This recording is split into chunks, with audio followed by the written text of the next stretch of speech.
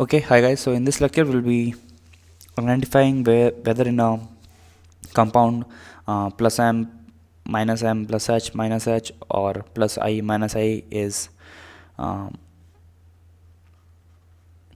there in a given compound or not. So we will practice on identify m, h and I effects in the following compounds.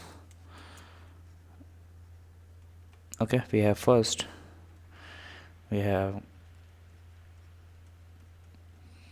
OCS3.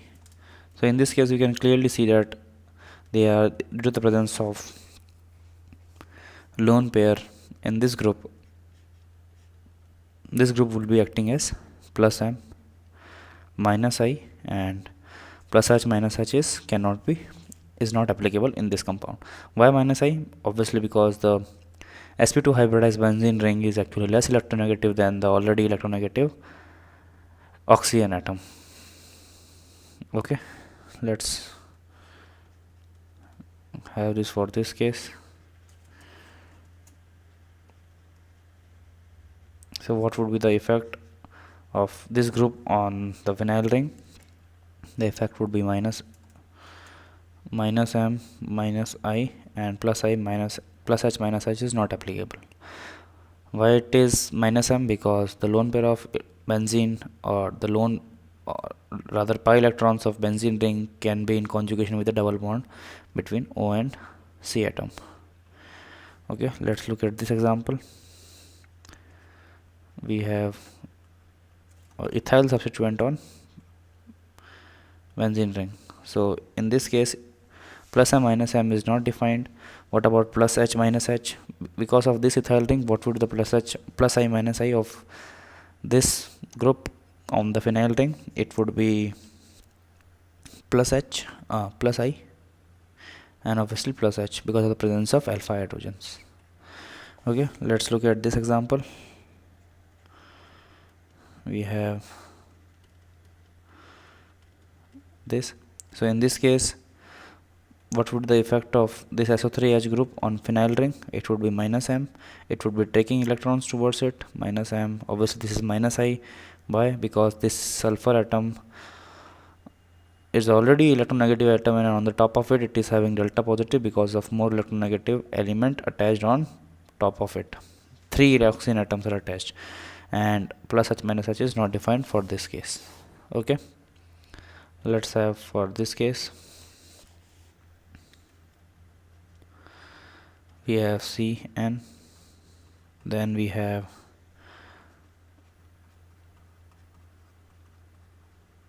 so what would be the effect of these attached group on the phenyl ring or on the benzene ring? On this we can have minus m and minus I. Why minus m? It will take the electrons or the pi electrons from the phenyl ring. And why minus I? Because obviously C is more electronegative. It is because of it being sp hybridized, and these phenyl ring, the carbon atoms are sp2 hybridized, and the electronegativity of sp carbon atom is more than sp2 carbon atom, hence it would be showing minus I and minus m as well. Okay, what about this nitrogen? It is already positively charged nitrogen atom, so it won't be having any free orbital to accept electrons from benzene ring, nor does it have any lone pair to donate it into the phenyl ring. Hence no plus m or minus m happens in this case. What about plus I and minus I? Obviously it will have minus I because of the presence of a positive charge on a more electronegative element, and plus h and minus h is not defined in this case. Okay,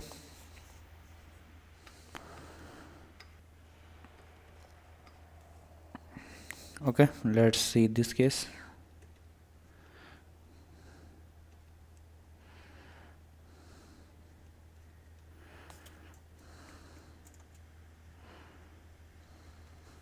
We have this, then we have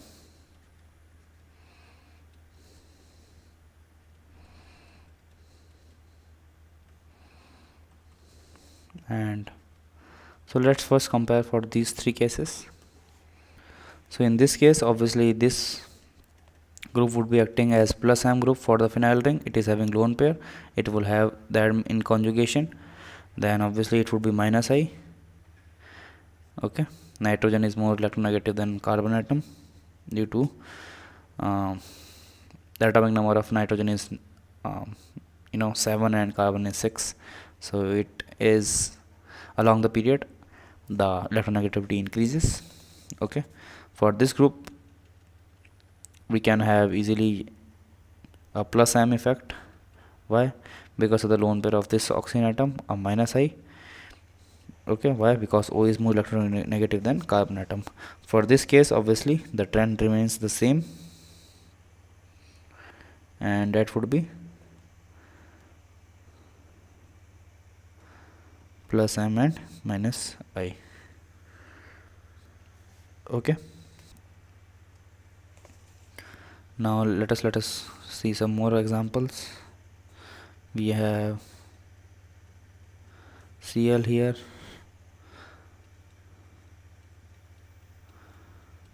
pH3 here, then we have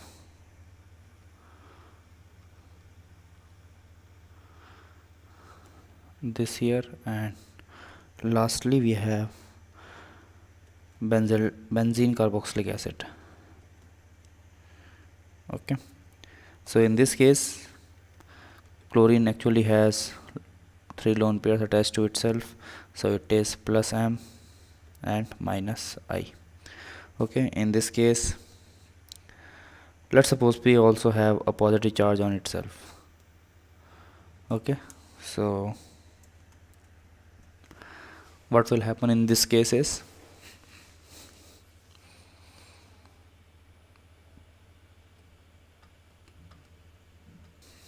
we can actually take electrons from the phenyl ring because it has vacant d orbital, hence it would be minus M. This group will be acting as minus M group attached to the phenyl ring, and obviously minus I as well, because phosphorus is more electronegative than carbon atoms, and a positive charge on phosphorus makes it more electronegative. Okay, what about this case? No plus M minus M in this case, howsoever plus I and plus H would be there. Okay, no plus M minus M. Okay, and for this group will be acting as minus I and minus M on the benzene ring. Okay, so one important fact I would like to share is that more the resonating structure, or plus more the resonating structure we can find in a compound, then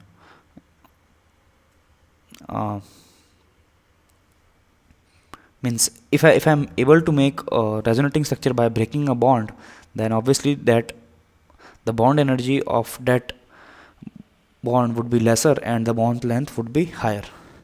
Okay, so if I can break a bond between two atoms resulting in either positive charge, negative charge, or free radical, and this gets, and the compound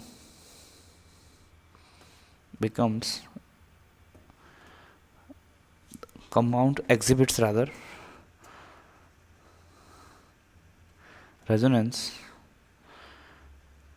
then the bond energy of those two atoms is low, and bond length is higher. Okay, so with this note we end this lecture. Okay, so till then, good luck and goodbye.